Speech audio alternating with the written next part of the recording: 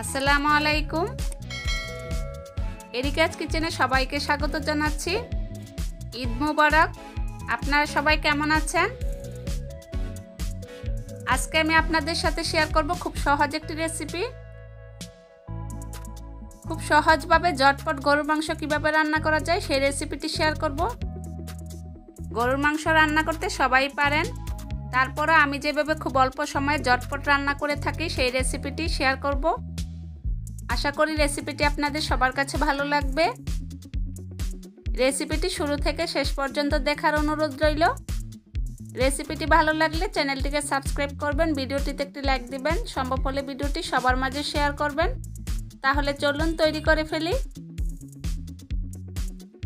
এখানে আমি 2 কেজি পরিমাণ গরুর মাংস নিয়েছি। মাংসগুলোকে আমি রেগুলার কাট করে কেটে নিয়েছি।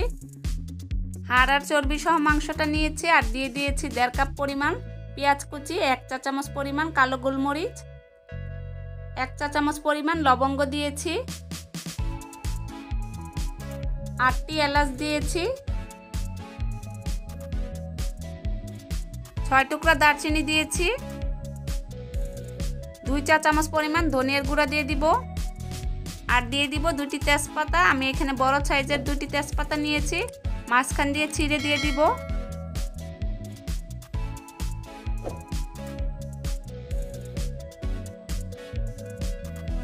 এক টেবিল চামচ পরিমাণ হলুদ গুঁড়া দিয়ে দিব, 2 টেবিল চামচ পরিমাণ মরিচ গুঁড়া দিয়েছি,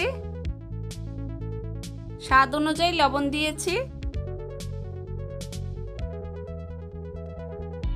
2.5 টেবিল চামচ পরিমাণ আদা বাটা দিয়েছি, 2.5 টেবিল চামচ পরিমাণ রসুন বাটা দিয়েছি, 1 কাপ থেকে কিছুটা কম পরিমাণে সয়াবিন তেল দিয়েছি, 1.5 কাপ পরিমাণ হবে।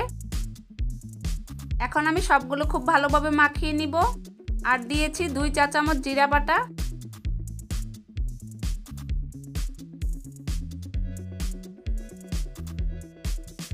মাংসটাকে খুব ভালোভাবে মশলার সাথে মাখিয়ে নিব।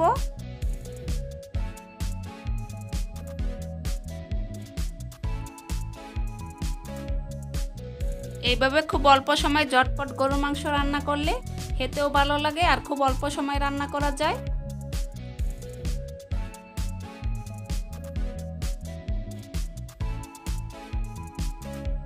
মশলার সাথে মাংসটা খুব ভালোভাবে আমি মাখিয়ে নিয়েছি। এখন আমি হাঁড়িটা চুলায় বসিয়ে দিব। হাঁড়িটা আমি চুলায় বসিয়ে দিয়েছি আর চুলাটা ধরিয়ে দিয়েছি, ঢাকনাটা দিয়ে দিয়েছি।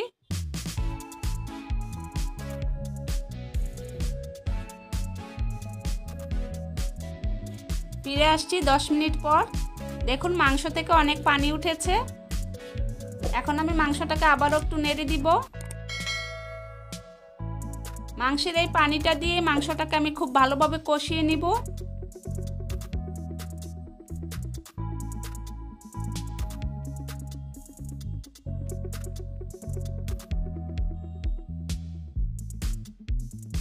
আবারও ঢাকনাটা দিয়ে দিয়েছি 10 মিনিটের জন্য।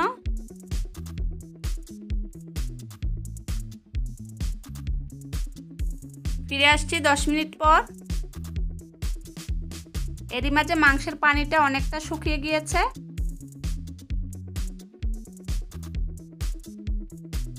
ঢাকনাটা খুলে আবারও খুব ভালোভাবে নেড়ে মিশিয়ে দিব।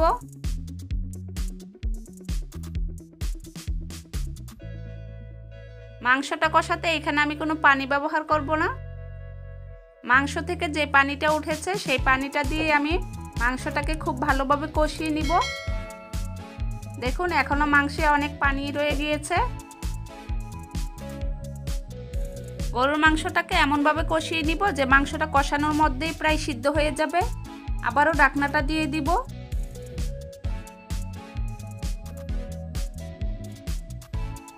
চুলার আঁচটা আমি একদম কমিয়ে রেখেছি। ফিরে আসছি 15 মিনিট পর।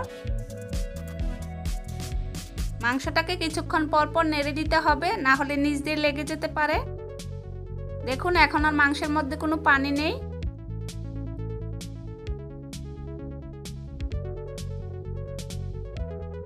মাংসটাকে আমি প্রায় 1 ঘন্টার মতো কষিয়ে নিয়েছি। মাংসটা এখানেই প্রায় সিদ্ধ হয়ে গিয়েছে 80% মতো। মাংসটা খুব ভালোভাবে কষিয়ে নিয়েছি। এখন আমি দিয়ে দিব গরম পানি। মাংসটাকে যেহেতু আমি এখানেই প্রায় সিদ্ধ করে নিয়েছি, তাই আর পানির পরিমাণটা খুব বেশি দেইনি। পানিটা দিয়ে আবারও খুব ভালোভাবে নেড়ে দিয়েছি। এখন আমি দিয়ে দিব হাফ চা চামচ পরিমাণ জায়ফল জয়ত্রী গুঁড়া। এই জায়ফল জয়ত্রী গুঁড়াটা দিলে মাংসের টেস্টটা অনেক বেড়ে যায়। আপনারা কেউ চাইলে বাটা জায়ফল জয়ত্রীও দিতে পারেন। জায়ফল জয়ত্রীটা দিয়ে খুব ভালোভাবে নেড়ে মিশিয়ে দিয়েছি। এখন আমি ঢাকনাটা দিয়ে দিব 15 মিনিটের জন্য।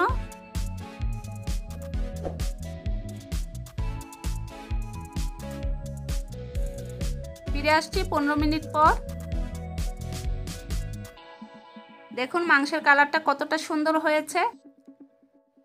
এই পর্যায়ে আপনারা কেউ চাইলে কাঁচামরিচও দিতে পারেন। আমি আর কাঁচামরিচটা দিচ্ছি না। আর মাংসগুলো খুব ভালোভাবে সিদ্ধ হয়ে গিয়েছে।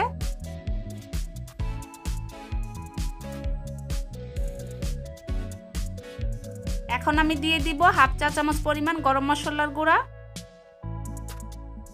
গরম মশলার গুঁড়াটা দিয়ে আবারও খুব ভালোভাবে নেড়ে মিশিয়ে দিব। গরম মশলাটা দিয়ে খুব ভালোভাবে নেড়ে মিশিয়ে দিয়েছি। আর মাংসটার মধ্যে এরকম মাখা মাখা ঝোলই আমি রাখবো। আপনারা চাইলে ঝোলের পরিমাণটা আরও বাড়িয়েও নিতে পারেন। এখন আমি ঢাকনাটা দিয়ে 5 মিনিটের জন্য দমে রেখে দিব। তাতে মাংসের মধ্যে খুব সুন্দর একটা ফ্লেভার বের হবে। ফিরে আসছি 5 মিনিট পর। দেখুন মাংসটার কালারটা কতটা সুন্দর হয়েছে। রান্নাটা হয়ে গিয়েছে। এখন আমি চুলাটা বন্ধ করে দিব। আশা করি আমার এই রেসিপিটি আপনাদের সবার কাছে ভালো লেগেছে। রেসিপিটি দেখার জন্য সবাইকে অসংখ্য ধন্যবাদ। আল্লাহ হাফেজ।